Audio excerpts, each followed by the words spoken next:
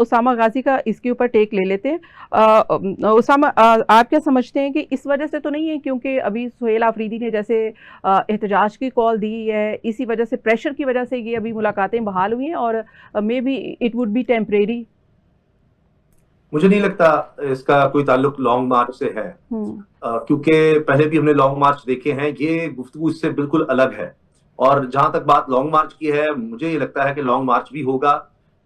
اس کے باوجود کہ خان صاحب سے ملاقاتیں بھی ہو جائیں گی اور وہاں پر کچھ نرمی ہمیں نظر آتی رہے گی۔ اب جس طرح حالیہ آپ نے ذکر کیا سٹارٹ میں کہ آپ ایک تسلسل پہلی دفعہ ہم دیکھ رہے ہیں اتنے عرصے کے بعد کہ خان صاحب سے ملاقاتوں کا ہے، اس سے کم از کم یہ ہوا ہے کہ پولیٹیکل ٹیمپریچر ضرور نیچے آیا ہے، اور بظاہر اس کا فائدہ ہونا چاہیے تھا سیاسی ماحول میں، لیکن اس کا فائدہ سیاسی ماحول کو بجائے کیونکہ حکومت اس میں اب پریشان نظر آ رہی ہے تو ہمیں کوئی سیاسی طور پر کوئی بہتری ہوتی نظر نہیں آ رہی۔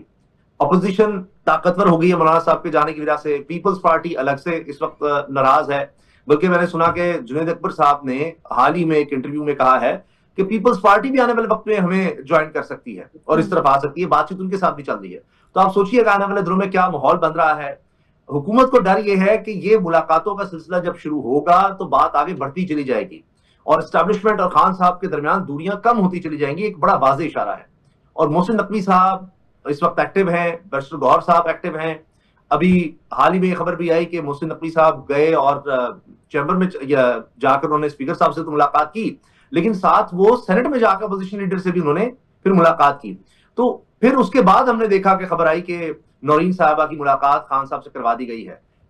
گزشتہ اس سے پہلے یہ ہو چکا ہے کہ رانا ثناء اللہ نے واضح کر دیا کہ جو انہوں نے کر دیا ہے اب نہ بیٹوں سے بات کروائی جائے گی، نہ ہی ملاقاتیں اب ہوں گی، بہن سے ملاقات ہو گئی بس، اب مزید ملاقات نہیں ہوگی، جو انہوں نے آ کر بات کر دی، پریس کانفرنس کر دی، اب یہ نہیں ہو سکتا جس طرح سے انہوں نے توہین عدالت کر دی، کیونکہ وہ خود فیصلہ کر رہے ہیں کہ توہین عدالت کیا ہے کیا نہیں ہے، تو حکومت ہے، تو انہوں نے یہ باتیں کرنا شروع کر دی۔ تو اس سے آپ اندازہ لگائیے کہ حکومت اس وقت کتنے پریشر میں ہے، کتنے دباؤ میں ہے، اور کہیں نہ کہیں لگتا ہے کہ یہ سب حکومت کی رضامندی سے نہیں ہو رہا، یعنی جس طرح سے حکومت چاہتی تھی خان صاحب کے ساتھ جو بھی معاملات ہوں اس کے مطابق نہیں ہو رہے، جس کا ذکر عبد المجید ساجد صاحب نے بھی کیا۔ جی خبریں ہیں کہ مریم صاحبہ نواز شریف وہ نہیں چاہتے تھے، اور ان کی حرکتیں بھی بتا رہی ہیں، ان کے بیانات بتا رہے ہیں کہ یہ نہیں چاہتے تھے خان صاحب کو کسی بھی طرح کا ریلیف ملے، لیکن کہیں نہ کہیں وہ مل رہا ہے۔ مجھے لگتا ہے جس طرح پانی جب بہنے لگ جاتا ہے تو آپ کچھ دیر کے لیے اس کے آگے بند مان دیں گے، کچھ چیز رکھ دیں گے، لیکن وہ پھر اپنا راستہ بنانے کی کوشش کرتا ہے، ورنہ وہ پھر اونچا جاتا ہے، اس کا لیول چلتا چلا جاتا ہے۔ تو اب حکومت کے لیے اس طرح کی سچویشن ہے، اور مجھے مشکل لگ رہا ہے